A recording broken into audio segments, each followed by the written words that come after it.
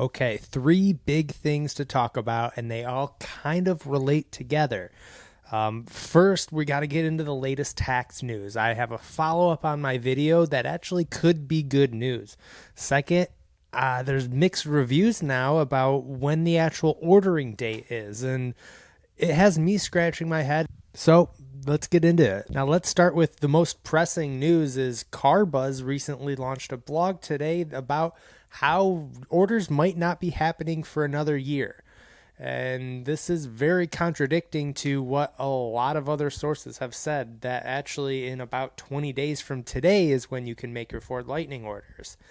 And I wouldn't really be taking this so seriously, but I've actually heard from a couple people that they heard a date of November from their dealer. So all this to say is there's a very, very huge lack of communication, whether it's between dealers and the customers or between Ford and the dealers. There's a problem, and that's what we need to try to solve. So the article I won't spend too much time on, but it basically says that someone reached out to his dealer very recently, and he was told that orders may not even start till early next year, if not very late this year. And they, must be a really good source for them to write a whole article on, I would think. But take that, again, be an adult. Go read it. I have it linked. You could go check it out. But now let's take a step back to, what I heard from my actual dealer. So I'm going to read it verbatim from my phone right now.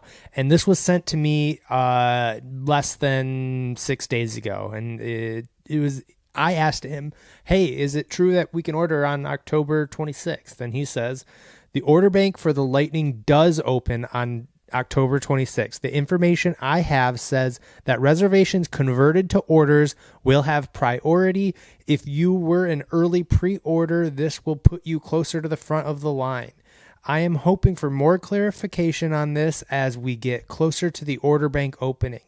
I will be happy to set you an appointment, blah, blah, blah, blah, blah. The rest is about my particular order. Now, there is some vagueness to what he says there, but he also confirmed October. So all this to say is there is a giant miscommunication. Again, I've already said it, but there's a huge miscommunication between Ford and the dealers, or dealers and their customers. And hopefully it's that. What my overall theory is different dealers are doing things differently. And we've proven this. I've talked to two different dealers, one who's taking a $500 deposit, one who's taking no deposit.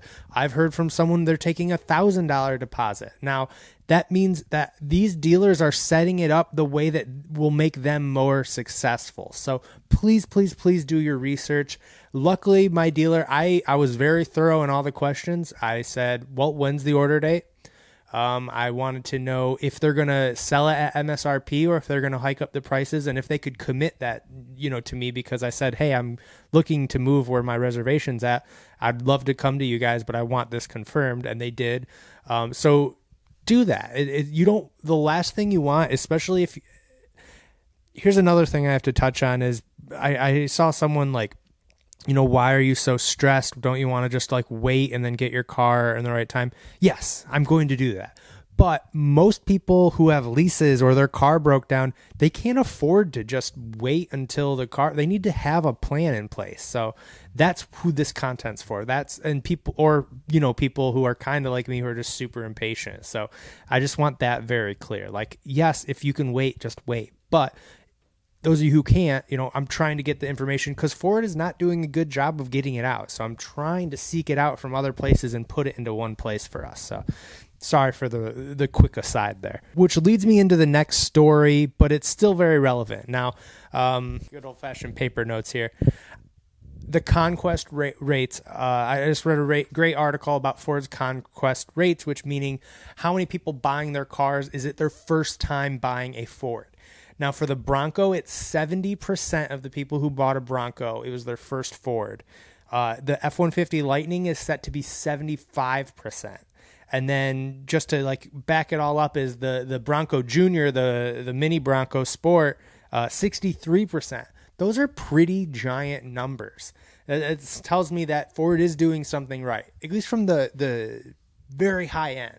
The development, the manufacturing, the design, whatever you want to call it, the marketing. They're doing a good job of grabbing a new audience. The problem is, I mean, I'm one of those people, by the way. I've never owned a Ford. So all of the people who it's grabbed, we're now sitting here in this limbo because we're interested in your car now. Hell, 75% of us in the Ford Lightning are the first time dealing with Ford. And this is our first experience, and it's not great because we're hearing 100 different things from 100 different people, and it's stressful. It really is. So on one hand, good for Ford. You're making good strides. You're becoming a real EV competitor while approaching new markets. That's great, especially if you're an investor. Like, good job on Ford. I hope they keep it up. But they need to fix these things, and it's these miscommunications that I've been talking about this whole video that they need to do something about and just clarify things in some way. Now, the final thing I want to talk about is update on the tax situation, the EV credit. I did a whole video on that, on how Ford buyers have a potential of saving almost saving $12,500. That's a lot of money off of your car. So big shout out, Bearded Tesla Guy did a great tax breakdown of this video, and I'm just going to do the abridged version for us here. Go watch his video if you really want to dive in. And there's a lot of things that caught my eye in that video. So it looks like we're on a good track for this to pass. I mean, obviously, who knows? It could flip at the switch of the government because that's what they do. But things are looking good, and we should get a new tax incentive in place. And it's looking, and just to reiterate the last video in case you didn't see it, we are going to get rid of that 200,000 car limit cap, which means Tesla will be eligible again. Ford was getting close to that number, so all Lightning buyers will be eligible again, which there was a fear that they might not get the credit if Mach-E sales continue to go up.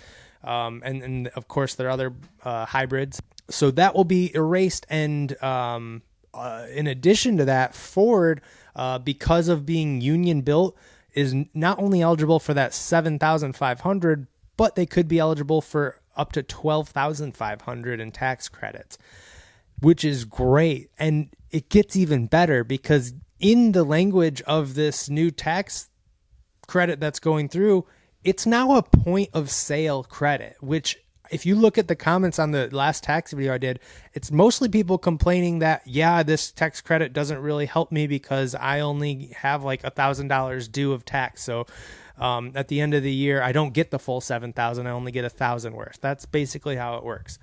But now it will come off the price of the car if this goes through. It's a point of sale incentive, which is so huge and so great for so many people because it truly does do what we want this incentive to do, and it's to get more EVs on the road and less gas cars off the road. And right now, when you're only incentivizing people who have that tax differential of $7,000 and higher, that's a pretty high class of people and a limited class of people.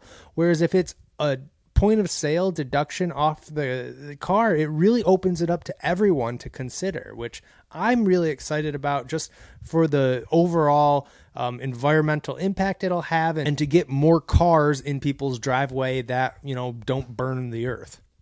And the final thing on the taxes, I don't get why there's still a feud between like Tesla buyers and let's say Ford buyers or some other union made cars, because the truth of it is Tesla gets a tax credit again. That's awesome. So in conclusion, there are a lot of things that are right around the corner that I am excited about. So the tax credit to get passed, that's going to be great.